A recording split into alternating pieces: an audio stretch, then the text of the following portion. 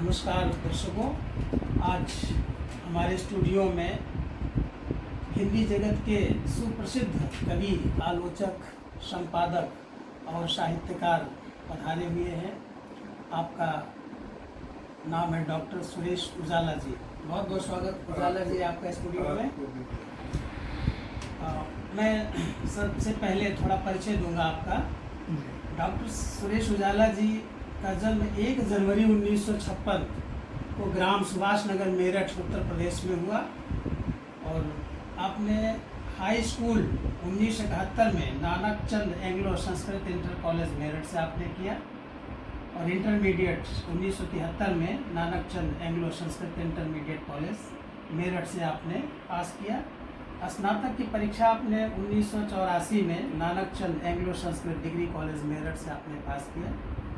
विधि स्नातक 1981 में आपने Nanak Chand Anglo Sanskrit degree college Meerut से आपने पास किया। आपकी माता जी का नाम श्रीमती शांति देवी जी है और पिताजी का नाम स्वर्गीय श्री लक्ष्मीचंद जी है। आप वैसे तो काफ़ी समय से संपादन का कार्य करते रहे हैं। सर्वप्रथम 1984 में लोक सेवा आयोग उत्तर प्रदेश से आपसे संपादक के पद पर आपका चयन हुआ, उनकी राजपत्रित पद है और आप 2015 में उप निदेशक सूचना फैजाबाद के पद से आप सेवानिवृत्त हुए। मैं कुछ उपलब्धियां आपकी दर्शकों को बताना चाहूँगा। उत्तर प्रदेश हिंदी मासिक पत्रिका और उत्तर प्रदेश संदेश दोनों पत्रिकाओं का संपादन आप लंबे समय तक करते रहे हैं। लगभग 28 वर्षों तक आपने संपादन का कार्य किया और कुछ महत्वपूर्ण अंक आपके बहुत चर्चित रहे हैं, जिसमें से कि स्वाधीनता संग्राम 1857 ये अंक आपका बहुत चर्चित रहा है और इसी तरह से संत रविदास पर आपका विशेषांक चर्चित रहा। बाबा नागार्जुन और अज्ञेय पर भी विशेष रूप से चर्चित रहा ये उत्तर प्रदेश हिंदी मासिक पत्रिका का अंक। और आपको तमाम पुरस्कार और सम्मान प्राप्त हुए हैं। शिव मंगल सिंह सुमन पुरस्कार बोधिपथ आपका काव्य संकलन है, इसके लिए प्राप्त हुआ है और आपकी वार्ता, कविता पाठ रेडियो दूरदर्शन पर भी प्रसारित होता रहा है समय समय पर। आप अनेक राष्ट्रीय कवि सम्मेलनों में आपने प्रतिभाग किया है। अखबार, तमाम प्रतिष्ठित अखबार और प्रतिष्ठित पत्रिकाओं में आप सतत लेखन वर्तमान में भी कर रहे हैं। आपकी कविताओं का तमाम भाषाओं में अनुवाद हुआ है, जिसमें प्रमुख रूप से पंजाबी, उर्दू, अंग्रेज़ी और तमिल भाषाएं, जिसमें आपकी कविताओं का अनुवाद हो चुका है। तो आप एक बड़े ही व्यक्तित्व के धनी हैं। मैं सर्वप्रथम प्रश्न लेता हूं कि आप डॉक्टर साहब, आप कविता लिखना कैसे प्रारंभ किए, कैसे प्रेरणा आई? वो ऋषभ जी, आपको सादर प्रणाम। और कविता लिखने का जहाँ तक वो, मैं 9th क्लास में था जी। 9th क्लास में एक वाद विवाद प्रतियोगिता जी। मैं अनुसूचित जाति उपजाति जातक से संबंधित, तो विषय जो था वाद विवाद प्रतियोगिता का, वो देश में व्याप्त अव्यवस्था के लिए ही जी शासन जिम्मेदार है। सर, इस पर जो है डिबेट होनी थी, तो कहा कि इस पर कौन लिखेगा, तो चारों तरफ झांका गया, तो अंतोगत्वा हमारा नाम लिया गया कि वो इस पर आरक्षण पे और इस दोनों विषयों पे ये बात लिख सकते हैं, इन्हीं से लिखवाइए। तो हम 9th क्लास के उस समय स्टूडेंट थे, तो हमने खैर उस समय जो हमारी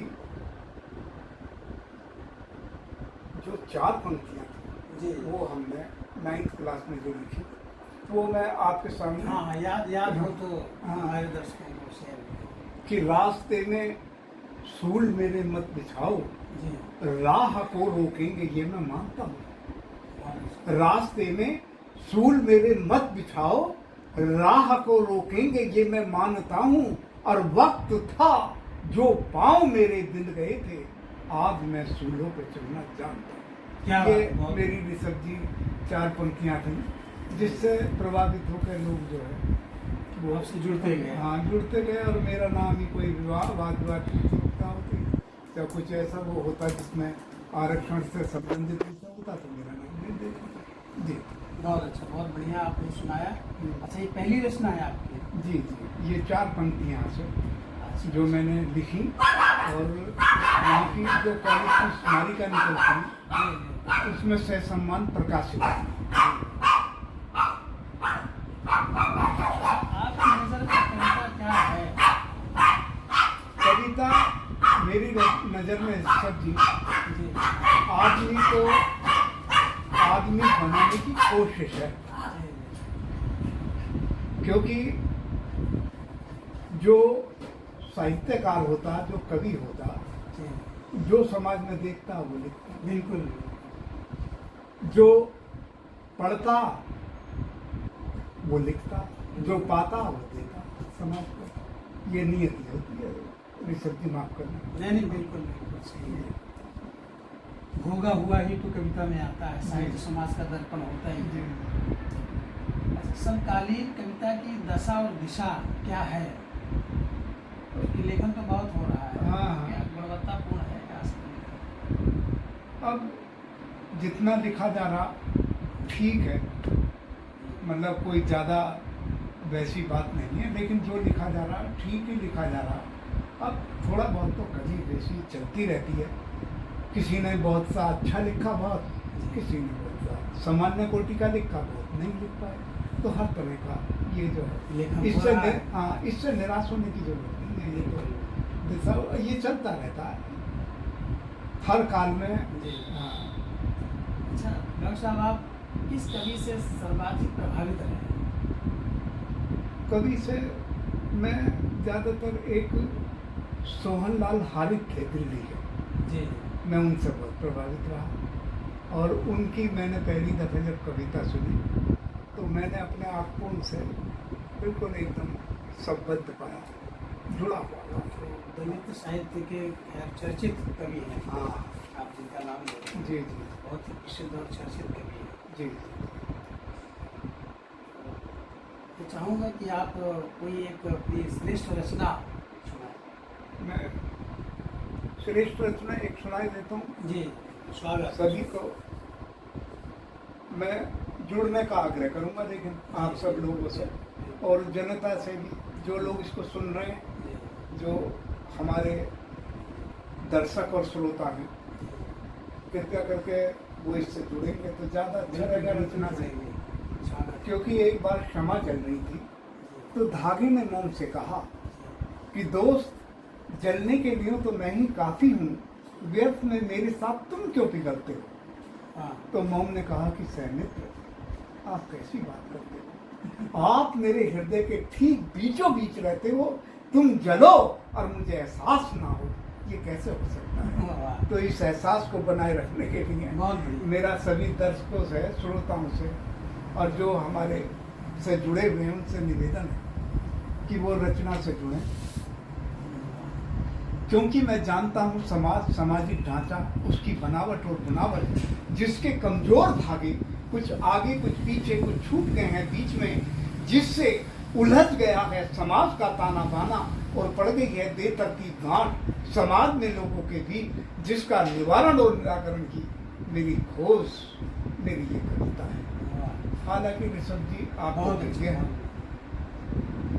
अच्छी तरह आप तो दिखे हैं, अभावों ने बहुत पढ़ा है, लेकिन रोशनी विधि विवेक की, ताकि सामाजिक कैनवास पर चित्रित कर उभार सकूं सामाजिक दर्द का शर्मनाक दस्तावेज और दाखिल कर सकूं समाज की भरी अदालत में इस झूठ के खिलाफ सच का हलफनामा।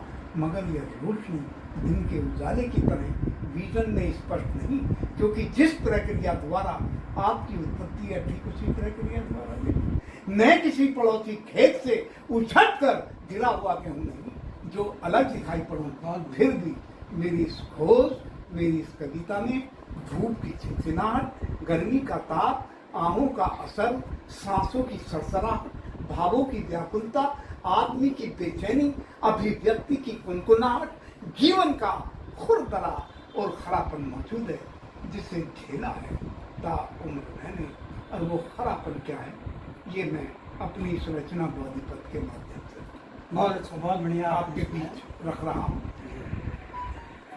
मुझे याद है शाक्य और कोलिय वंश के बीच जबरदस्त टकराव। मुझे याद है शाक्य और कोलिय वंश के बीच जबरदस्त टकराव, बार बार रोहिणी नदी जल बंटवारे को लेकर संघर्ष, अंततः शाक्य संघ का फैसला। मुझे याद है शाक्य और कोलिय वंश के बीच जबरदस्त टकराव, बार बार रोहिणी नदी जल बंटवारे को लेकर संघर्ष, अंततः शाक्य संघ परिषद का कठोर फैसला, हुक्म और उसकी तामील, जिसके तहत करना था युद्ध अथवा संपत्ति का त्याग या फिर रातों रात देश सजन, जिसका परिणाम जानता था मैं भली भांति। बहरहाल जैसा तुम चाहते थे वैसा ही हुआ। हे शाक्य संघ, मैं त्याग चुका हूँ अपना सर्वस्व सिवा धन के और बन चुका हूँ धर्म प्रवर्तक, विश्व के मानचित्र पर मानव कल्याण। क्योंकि मुझे याद है संपूर्ण घटनाक्रम, क्योंकि मुझे याद है संपूर्ण घटनाक्रम। हंस ब्रद्रोगी सन्यासी जिन्होंने झकझोर दिया था मैं और मेरा अंतःकरण, तदुपरांत मैंने खोजा भव बंधनों के भ्रमजाल से मुक्ति मार्ग, यानी सृष्टि की उत्पत्ति, वृद्धि और विनाश, वस्तुतः विकास की गति और उसका रहस्य, सुजाता की खीर का शक्ति संचार, आँख, कान, नाक, जीभ, त्वचा और मन से जाना, रूप, शब्द, गंध, रस, स्पर्श और मनोविकार की प्रवृत्ति। इसके अलावा ईश्वर परमेश्वर, आत्मा परमात्मा, पाप पुण्य की असलियत, ढोंग और पाखंड का फैलाव, शील समाधि प्रज्ञा की गुथन और उनका जीवन महत्व, जिन्होंने बनाया सिद्धार्थ को मानव, मानव को तथागत, तथागत को महामानव और महामानव को बोधिसत्व और बोधिसत्व को आदमी बोधित के लिए। क्या बात, बहुत बढ़िया आपने। जिन्होंने बनाया सिद्धार्थ को मानव, मानव को तथागत,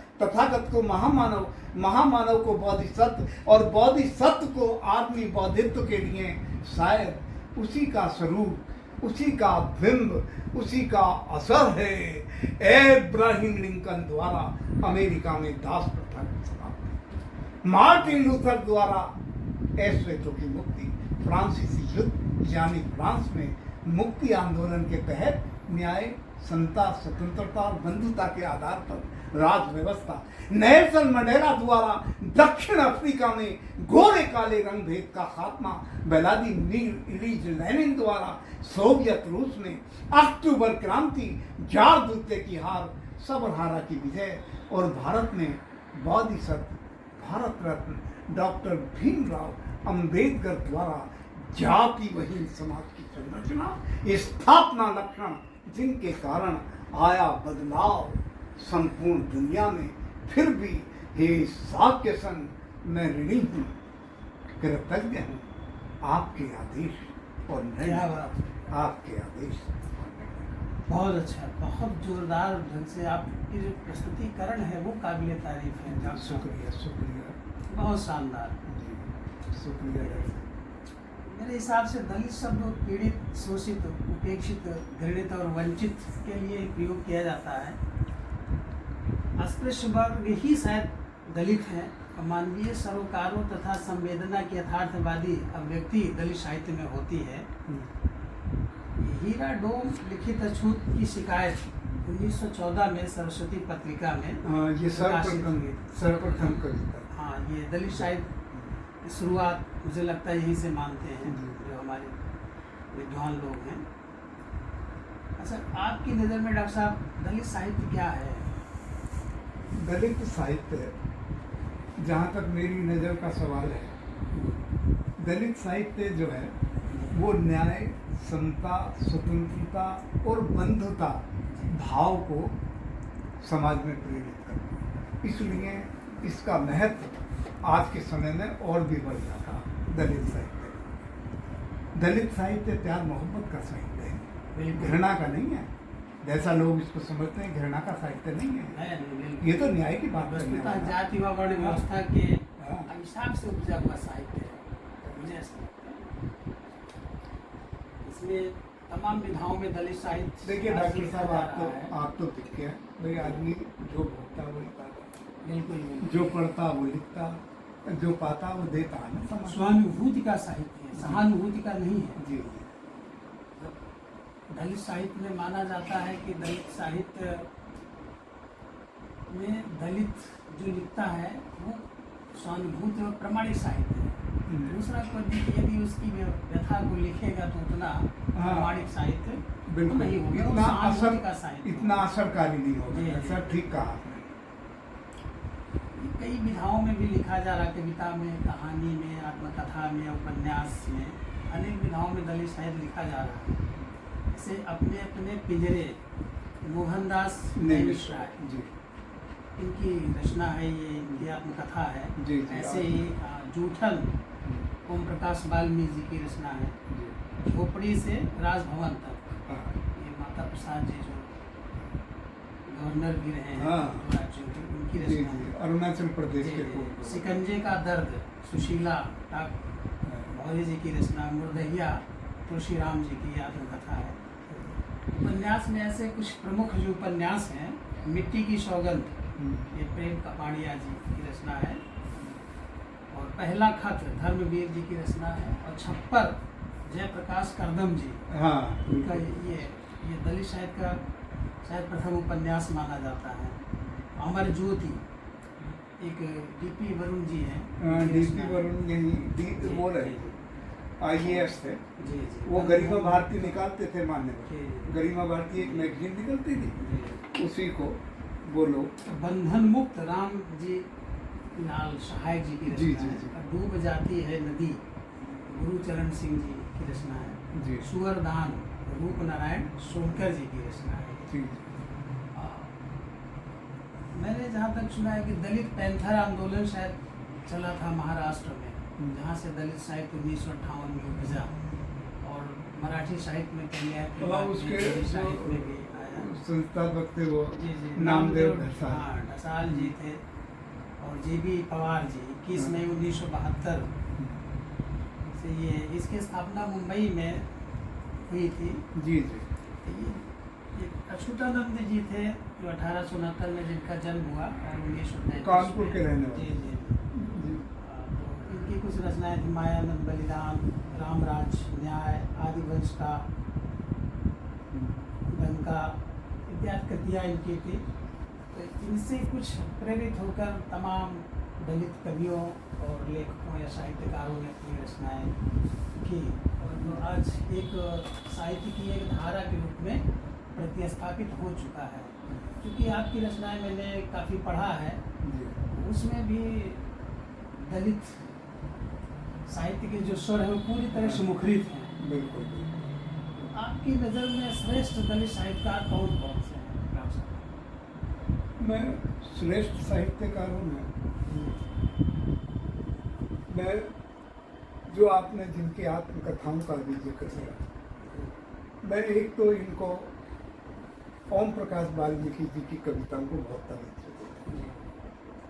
उन्होंने जो लिखा वो बहुत ही सटीक और प्रहारक मारक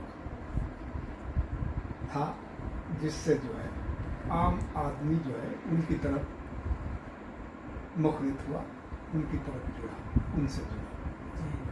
और साहित्यकार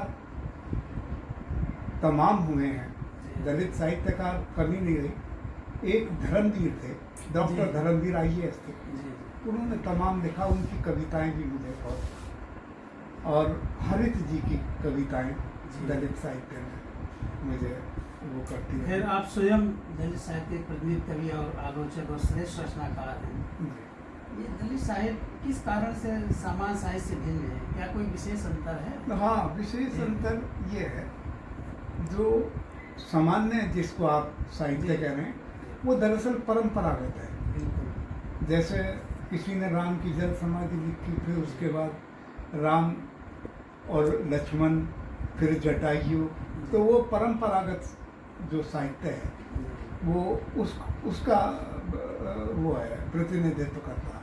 और जो दलित साहित्य है वो तर्क संगत है, वो तर्क पर आधारित है। और जिसके जो प्रेरक हैं वो हमारे जो संविधान के रचयिता माननीय डॉक्टर भीमराव अम्बेडकर ने प्रेरक रहे। उनके मूल उसमें उनका भाव निहित रहता कविता में।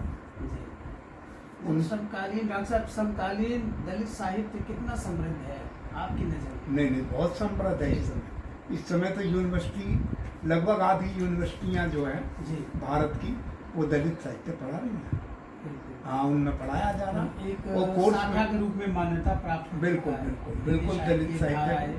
जी, जैसे आजकल स्त्री विमर्श या दलित विमर्श बिल्कुल इत्यादि सब। हाँ, नहीं, दलित साहित्य बहुत समृद्ध है इस समय तमाम। तो आपको पता है, आपने अभी जिक्र किया भाई, इतना कहाँ, उसमें भी सामान्य में भी नहीं लिखी गई जितनी आपको कथाएं लिखी है। जो भोगा सत्य है वो तो तभी उभर के आया, और नहीं तो पता ही नहीं चलता भाई भोगा सत्य क्या है। अच्छा डॉक्टर साहब, एक प्रश्न और मैं लेता हूँ इससे जी।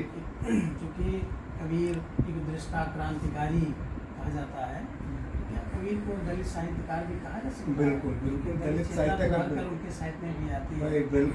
बिल्कुल उन्होंने जो बात दलित साहित्य में अब आई है, तो उन्होंने तो विरोध उस समय ही शुरू कर दिया था कि पाहन पूजे हरि मिले तो मैं पूजू पहाड़, और पापे तो चक्की बनी पीस खाए संसार। और उधर मुसलमानों को भी बतावा कि काकर पाथर जोड़ के मस्जिद ली चिनवाए, जाचड़ी मुल्ला भाग दे क्या बहरा हुआ बुला। केसर कहा बिगाड़िए जो मुड़े सो बार, मन को तूने मूड़िए जामे विषय बिका। तो बहुत बढ़िया बात कबीरदास जी, नहीं, सच बराबर तप नहीं, झूठ बराबर पाप। हाँ, पाप जाके हृदय। तो मैं तो सबसे ऐसा कवि मेरे ख्याल से अब पैदा होना बहुत मुश्किल है। मतलब दलित साहित्य के स्वर भक्ति काल से ही फिर प्रस्फुटित हो रहे हैं। हाँ, हम बिल्कुल। क्यों कहते हैं कि 1958 से या मराठी साहित्य से वहाँ से हिंदी में है, तो हिंदी में पहले से ही विद्यमान है। बिल्कुल इन्होंने कहा। और हमारी बातें भक्ति काल के जो संत रविदास हैं उन्होंने काफी ज्ञान मार्गी जिनको कहा जाता है, तमाम सुनते हैं, चाहे रैदास जी हो, चाहे कबीर जी हो, चाहे उन्होंने अपने तरीके से जी समाज सुधार की बात अपने समय में कही। ये कम बड़ी बात है डॉक्टर साहब। तो सब में ये दलित स्वर पाया ही जाता है। बिल्कुल वर्ण व्यवस्था के विरोध में उपजा हुआ है। जैसे कहते हैं जो तू बाबा लोग दी जाए आन बाट का है। बिल्कुल, कहीं तो जैसे कबीरदास की वो है सर, तो उसमें जैसे दलित ये स्त्री विमर्श चल रहा, दलित में स्त्री विमर्श, तो इसमें स्त्री विमर्श में कि मांस सब एक है, जस बकरी तस गाय, और नारी नारी सब एक है, जस मैरी तस माय। तो कबीरदास इतना बढ़िया कवि भाई, पैदा होना बहुत मुश्किल है। एक अगला प्रश्न और मैं दलित साहित्य से लेना चाहूँगा सर कि दलित साहित्य की प्रतिनिधि रचनाएं कौन कौन सी जिन्हें पढ़ा जाना चाहिए? भाई, उसमें मैं पहला नाम लूँगा झूठक, और दूसरा नाम लूँगा तुलसीदास, डॉक्टर तुलसीराम की मुर्दइया। ये दोनों इतनी बढ़िया किताब हैं। ये बिल्कुल सजीव चित्रण करती हुई समाज के सामने जो है ये दोनों प्रस्तुतियाँ जो हैं आत्मकथा के रूप में, ये बहुत ही बढ़िया। और इस समय की इनको तो लेकर पढ़ने के लिए मैं और लोगों से भी इसका निवेदन करूँगा कि पढ़ें, उसको देखें। अच्छा डॉक्टर साहब, मैंने कई मंचों पर भी आपको सुना है उस कविता को सुनाते हुए। एक दलित चेतना विषय की आपकी कविता है ट्रांसफर, तो मैं चाहूँगा स्थानांतरण, आपने सही कहा। उसको आप जरा हमारे दर्शकों को सुनाएं। जी धन्यवाद। अच्छी रचना, बहुत प्रतिनिधि रचना है। जी, मुझे लगता है कि सिलेबस में दलित साहित्य पढ़ाया जाना चाहिए। जी जी जी, आप स्वागत है। मैं डॉक्टर साहब उसको स्वागत। जी। कार्यालय से सेवा निवृत्ति के 1 साल 5 माह शेष, और तुम्हारे टुच्चेपन का कार्य विशेष साफ दिखाई पड़ता है स्थानांतरण आदेश में। जिसमें उड़ाई है तुमने सरकारी आदेशों की धक्कियां और दिखा दी है अपनी औकात। गोलियों की बौछार बाणों की चुभन इतनी विदारक नहीं जितनी तुम्हारी कलम के वार। क्या बात। गोलियों की बौछार बाणों की चुभन इतनी विदारक नहीं जितनी तुम्हारी कलम के वार। पद की गरिमा और उसकी प्रतिष्ठा को शर्मसार किया है तुमने। मैं वाकिफ था जातिगत दुर्भावना और जातिगत गतिविधियों से शुरू से आज तक। मैं जानता था संकीर्णता की जमीन पर उग आता है तुच्छ मानसिकता का वृक्ष। इस सच्चाई को तुम नहीं सिर्फ मैं जानता हूं जो विधि सम्मत नहीं है। नए नए प्रतीकों का चयन आपने, वाह बहुत बढ़िया। आगे। सिर्फ मैं ही जानता हूं जो विधि सम्मत नहीं है, जो घातक है संविधान की मूल भावना। न्याय, समता, स्वतंत्रता, बंधुता और बंधुता के लिए तुम आज भी मिथ्या दंभ की अंधी गलियों में घूम रहे हो गर्दन ताने। अपनों के स्थानांतरण पर सुधी जनों के हो गए हैं चक्षु रक्तिम, जिनके भाव विभाव अनुभाव संचारी भाव चेता गए हैं मुझे स्थानांतरण पर जाते जाते। शायद तुम्हारा ही वह रूप स्वरूप था जिसने भील से बालक से गुरु दक्षिणा में मांग ली थी उसी की संपूर्ण साधना।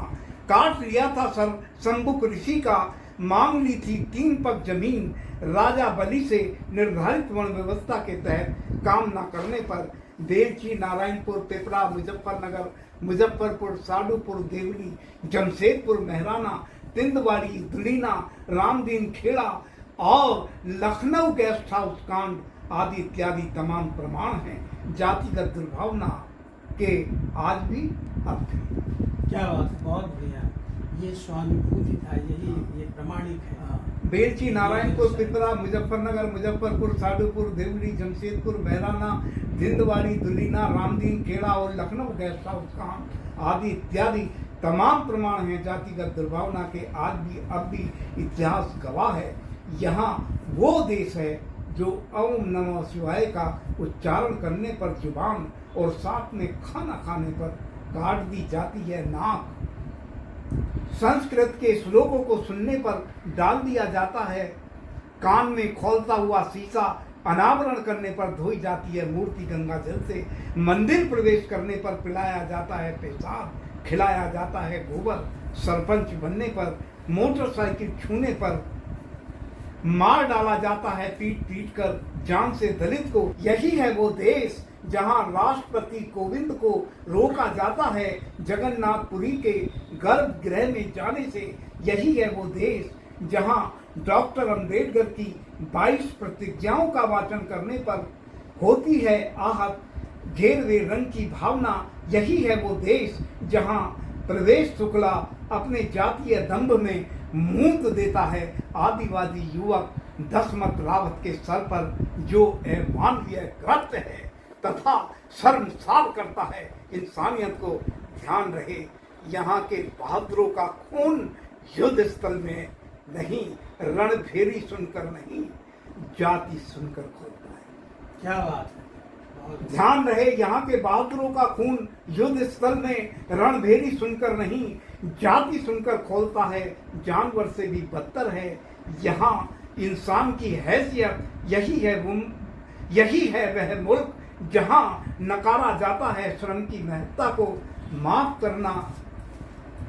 करना यहाँ तो बहते चलते स्वच्छ पानी में पड़ जाती है, जम जाती है वर्ण व्यवस्था की काई।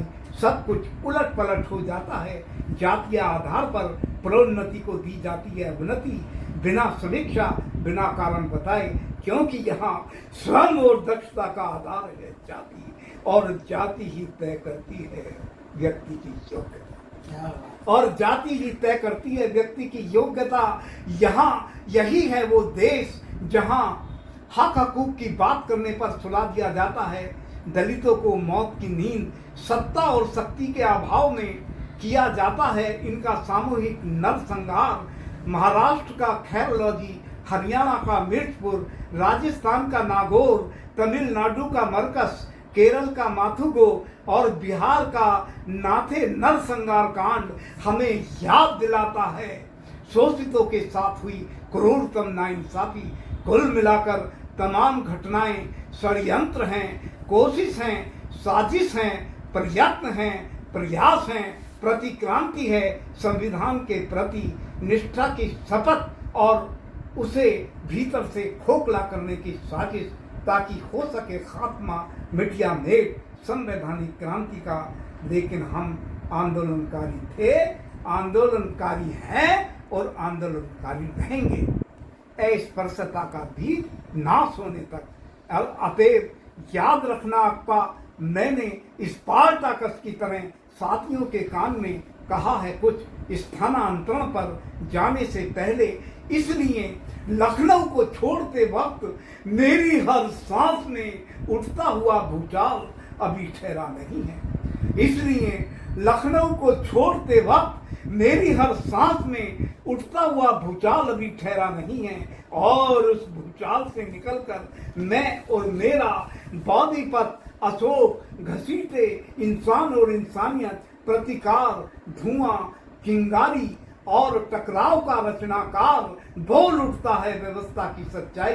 संविधान के निमित्त लोकतंत्र में शहंशाह की हुकूमत और लोकतांत्रिक हिंदू गणराज्य बनाने के लिए उनके द्वारा बुने जाल की हकीकत, जिसके तहत कैद है उनकी मुट्ठी में केंद्र और उसकी परिधि, लेकिन मैं और मेरी आंखों में कैद विचारों की चिंगारियां कैद होकर भी आजाद हैं फैजाबाद की भूमि पर, फैजाबाद की भूमि पर। बहुत अच्छा डॉक्टर साहब, बहुत अच्छा।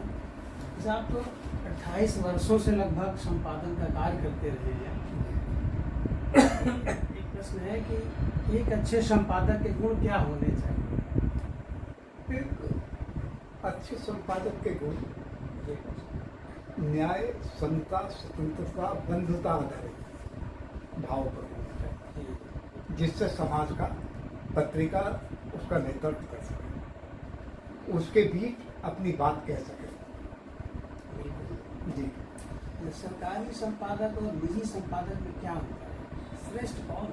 दरअसल जो सरकारी संपादक रहता है, देखो आप जी भली भांति जानते हैं, वो नियम और कानून से वो बंधा रहता है। आचरण नियमावली। हाँ, देखो वो उनको जो है, और जो वैसा संपादक रहता स्वतंत्र होता।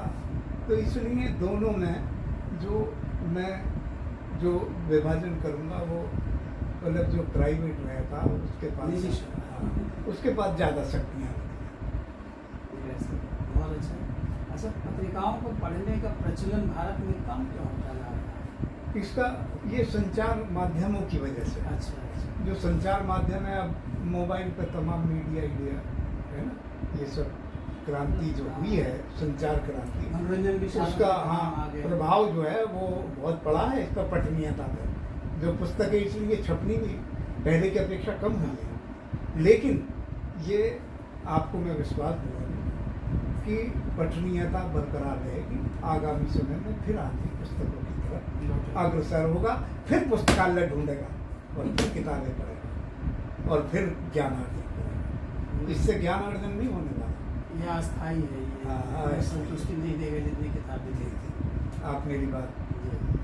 दलित पत्रिकाएं कौन कौन सी हैं और उनका क्या भविष्य? दलित पत्रिकाएं समय संज्ञान, डिप्रेस्ड, दलित दिल्ली से निकलती है, उपेक्षा, ये पत्रिकाएं, और दयानाथ निगम हमारे बीच रहे हैं। जी जी, उन्होंने बहुत ही अम्बेडकर इंडिया पत्रिका निकालते थे और उसके संपादक मंडल में पहला नाम मेरा था, मैं उसका संपादक। काफी वर्षों तक निकल गई। हाँ, पत्रिका नहीं, मैं उसका संपादन करता रहा और समय समय पर संपादकीय भी मेरे भी लेख उसमें कई बार। हाँ, नहीं, बिल्कुल आप भली बात है, आपके तो तमाम लेख प्रकाशित हुए और अब वो हमारे बीच रहेंगी। और उनका लड़के जो हैं क्रांति निगम, वो पत्रिका को किसी को सौंपने को तैयार नहीं है। अन्य वो उनसे आग्रह किया था मैंने, आप पत्रिका ये कर दीजिए, हम निकाल करेंगे, समाज निकालता रहेगा ना, ये ड्यूटी समाज की है। लेकिन क्रांति निगम ने कोई ध्यान नहीं दिया। मुझे बड़े दुख के साथ कह रहा पत्रिका तो निकलती रहनी चाहिए, क्योंकि वो तो एक प्रतिष्ठित पत्रिका थी, उसमें तमाम रिसर्च। मथुरा से जो निकल रही है पत्रिका, हमारे माननीय वकील साहब हैं, वो उसको बहुत ही मनोयोग से निकालने उस हाँ डिप्रेस करके ही एक प्रश्न आपके व्यक्तिगत जीवन से मैं लेना जी जी बताइए। क्या आप अपने जीवन से पूर्णतः संतुष्ट हैं या कोई इच्छा अधूरी रही? अरे नहीं है ऐसा नहीं समझिए क्या इच्छा रही? इच्छा रहेगी मैं एक दलित साहित्य पर एक फिल्म बनाना चाहता हूँ दलित समस्याओं पर। मेरा बड़ा मन था, मैंने कुछ उसके बारे में स्क्रिप्ट वगैरह लिख कर तैयार किया। हाँ कुछ नायक नायिका का चयन भी किया, लेकिन इस बीच जो है तबीयत खराब हो स्वास्थ्य जो है वो गिरने की वजह से सर मैं उसमें हाथ नहीं डाल सका, नहीं तो अब तक वो कार्य शुरू हो गया होता। तो वो मन में वो इच्छा जो मेरी अधूरी रह गई साहब, मन की मन में रह गई वो। हाँ मैं एक ये उसको रख के एक फिल्म बनाने की बड़ी मेरी उत्कट अभिलाषा थी। एक प्रश्न और है, आपके जीवन का अमृत काल कब रहा? चूंकि सरकार आजकल अमृत काल महोत्सव मना रही है, 75 वर्ष आज़ादी के हो गए और आप तो मुझे लगता है 75 वर्ष हमारे लिए क्रॉस कर रहे होंगे या होने वाला होगा। अमृत काल हमारे लिए तो आपके जीवन का अमृत काल कब रहा है? हमारा अमृत काल जब रहा जब अनुसूचित जाति अनुसूचित जनजाति अधिनियम 1956 लागू हुआ। अच्छा। और हमारी कॉलेज में स्कूल में फीस माफ़ी के आदेश निर्गत हुए और हमको स्कॉलरशिप 21 रुपये मिलना शुरू हुआ। वो हमारे सबसे अच्छे दिन थे। हाँ तो हाँ वही उनसे हम डॉक्टर साहब मतलब ये समझ लीजिए कि छठी क्लास में हमें पता चला कि कमीज के नीचे भी एक वस्त्र ऐसा जो पहना जाता है। बनियान छठी क्लास में पहली बार हमने पहना, माफ़ करना। नहीं बिल्कुल। ये हालत तो उससे हम उभर के फिर उच्च शिक्षा प्राप्त करके हम क्लास 1 सुपर क्लास 1 हो गए, रिटायर्ड हुए। तो ये सब बाबा साहब डॉक्टर भीमराव अम्बेडकर की देन है। और नहीं तो आपने अपनी कर्मठता मेहनत और लगन से जो है क्लास 1 अधिकारी तक आप पहुँचे, इसके लिए बहुत बधाई देता हूँ जी। और एक प्रश्न मैं लेना चाहूँगा जी कि कविता ने आपको गढ़ा या आपने कविता को गढ़ा? ये प्रश्न आपने ऐसा कर दिया था। दरअसल गढ़ा तो हमने ये साहब कविता को आपने किया, नहीं कविता हमें न कविता नहीं गढ़ सकी, हमने ही कविता में मेहनत करके उसके रूप को निखारा। दलित साहित्य में कहाँ थी कविता? आप देख रहे हैं शुरू का इतिहास उठा रहे, ये तो हम लोगों ने निखारा। हमारी सच कविता कितनी फेमस है, वो कई भाषा में अनुवाद हुआ। हाँ और उसको वो थी वो पत्रिका युद्धरत आम आदमी, तो उसमें छपी वो कविता। हाँ कई भाषाओं में अनुवाद हुआ उसका।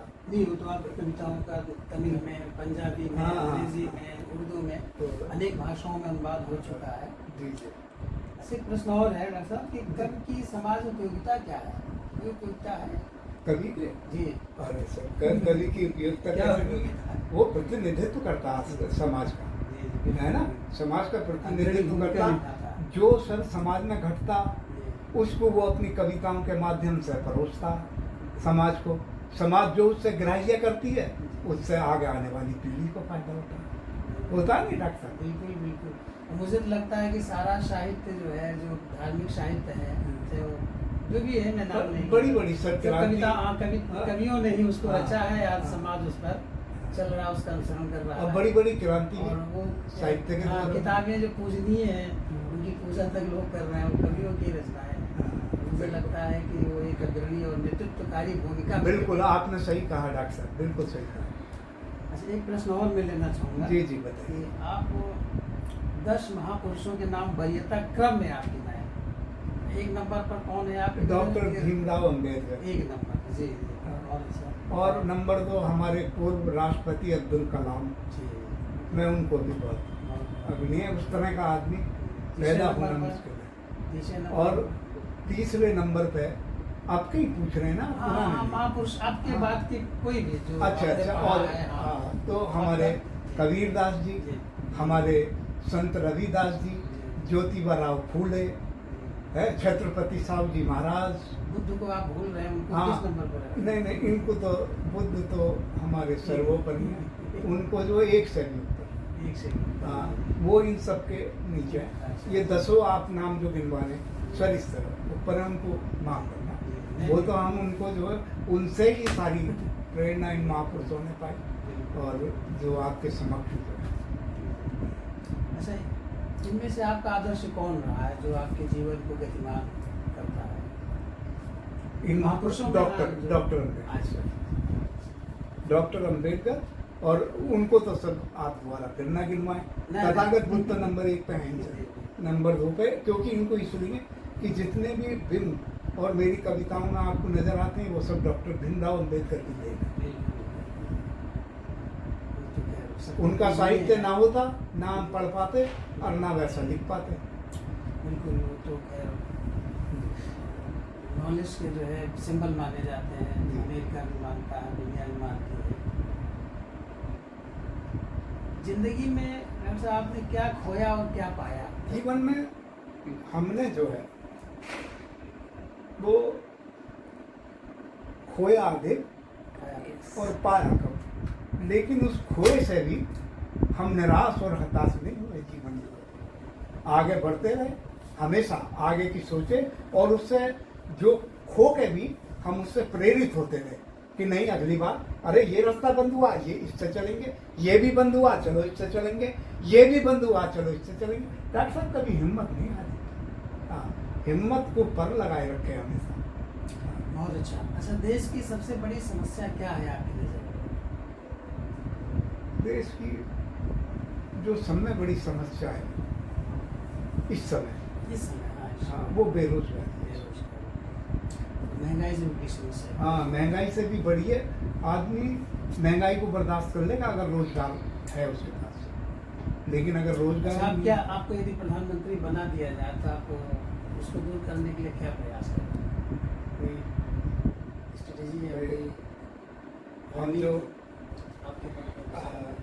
हम प्रधानमंत्री हुए तो ऐसे जो प्रस्ताव, बेरोजगारी को दूर करें। हाँ, प्रस्ताव ऐसे करेंगे जिससे बेरोजगारी दूर हो, जिससे महंगाई दूर हो, अच्छे स्कूल खुले, अच्छी शिक्षा प्राप्त हो और स्वास्थ्य, इस पे हमारा सबसे पहला ध्यान रहे।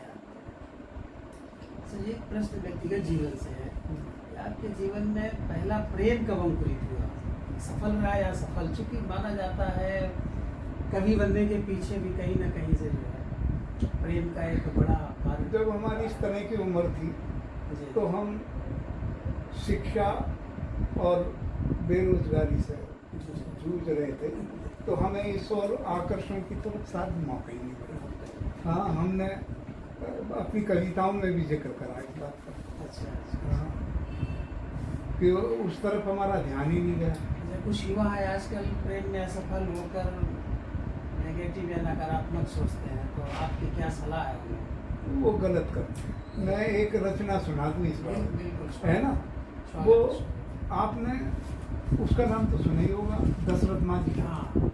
दशरथ मांझी जो थे वो ऐसे आदमी थे जिन्होंने अलग एक प्यार की परिभाषा सामने प्रस्तुत की। क्योंकि ये तो आप जानते ही हैं कि हम जो भी करते हैं उसका असर होता है सारी दुनिया पर, और जो सारी दुनिया करती है उसका असर होता है। इसलिए मान्यवर माफ करना, हम प्यार में हाथ की नस नहीं काटते और न ही जहरीले लड्डू खाकर रांझा की तरह जान देते हैं, न ही महिवाल की तरह पानी में डूब के मरते हैं, और न ही फरियाद की तरह पहाड़ से कूदकर आत्महत्या करते हैं। हम रोमियो की भांति भी नहीं मरते। माफ करना ऋषभ जी, हम दशरथ मांझी हैं। हम प्यार में हाथ की नस नहीं काटते, पूरा पहाड़ ही काट डालते हैं।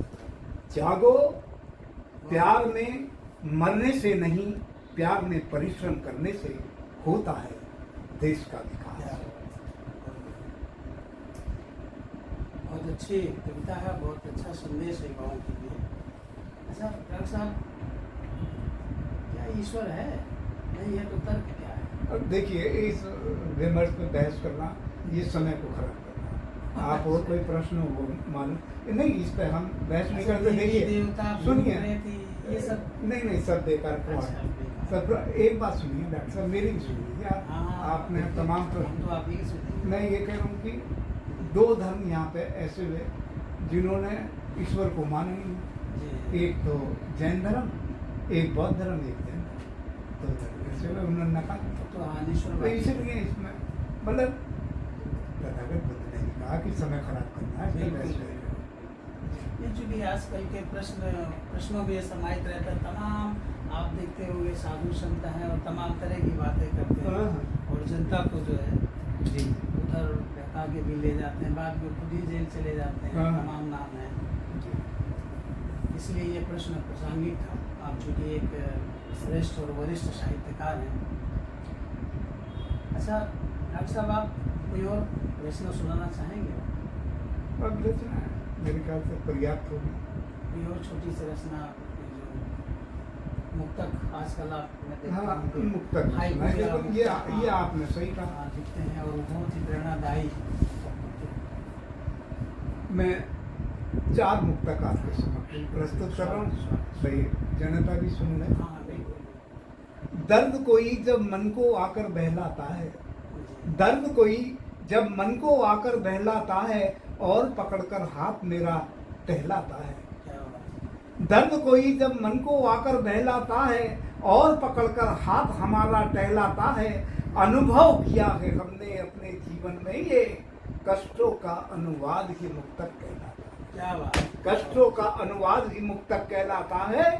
और जितनी मेहनत उतना पाया जीवन में, और धूप मिली ना हमको छाया जीवन में, और कष्टों में हम रहे सदा, फिर भी यारो जो भोगा सो गाया हमने जीवन में। क्या बात। जितनी मेहनत उतना पाया जीवन में, धूप मिली ना हमको छाया जीवन में, कष्टों में हम रहे सदा, फिर भी यारो जो भोगा सो हमने गाया जीवन में।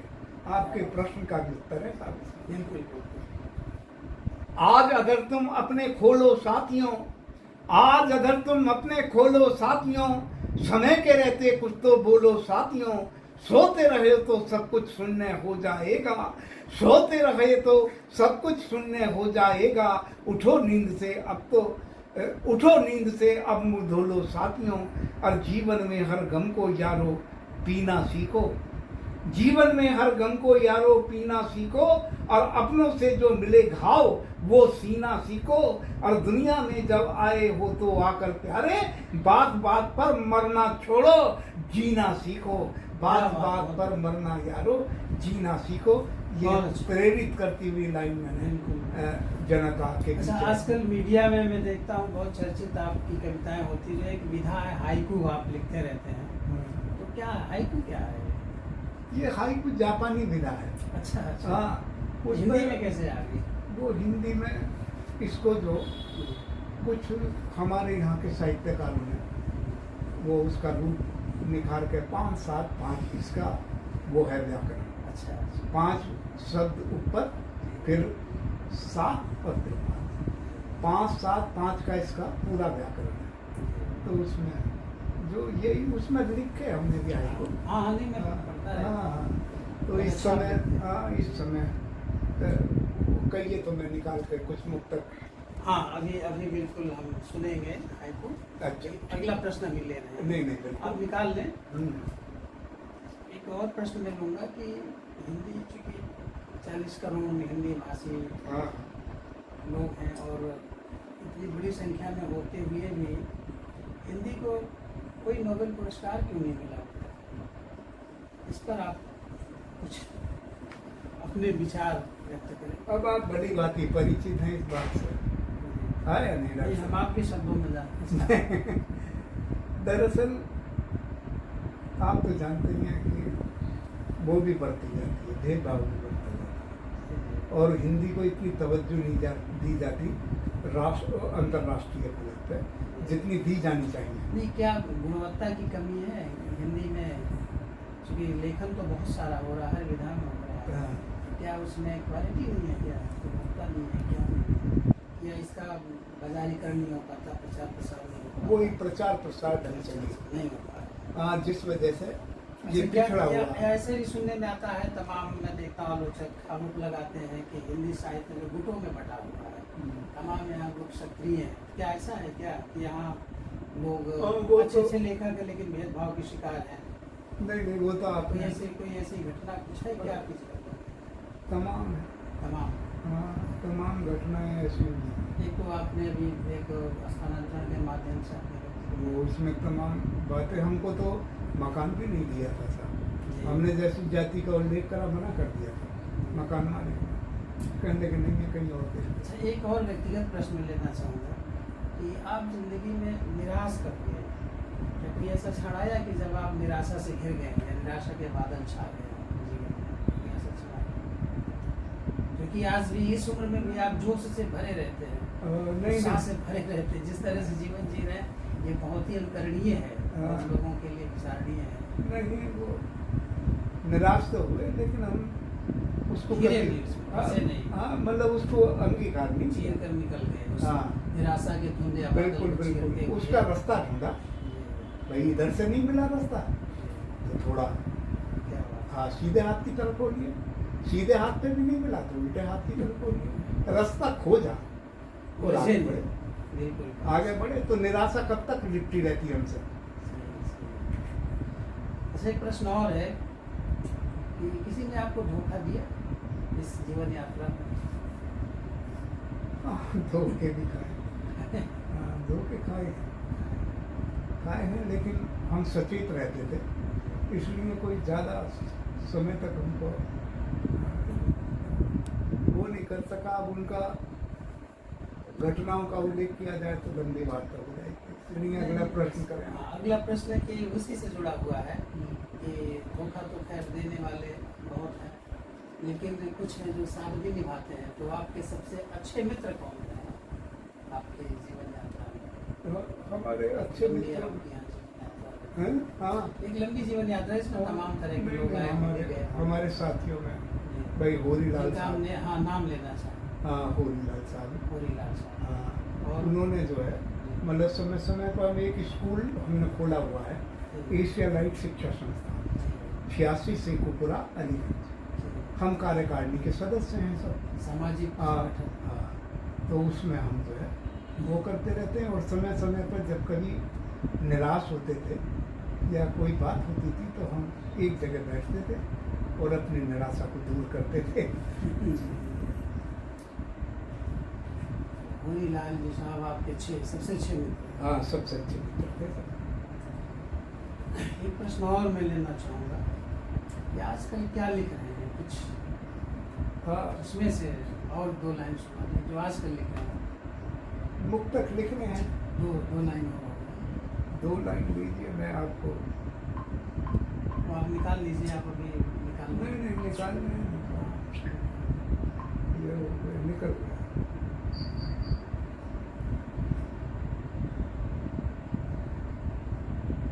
अच्छा, सुन लीजिए साहब। हाँ हाँ।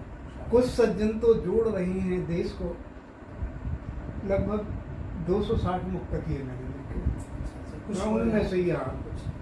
कुछ सज्जन तो जोड़ रहे हैं देश को, कुछ दुर्जन मिल तोड़ रहे हैं देश को, शेष बचे कुछ लोग यहाँ पर ऐसे हैं, तंग होकर जो छोड़ रहे हैं देश को, क्या बात। तंग होकर जो छोड़ रहे हैं देश को।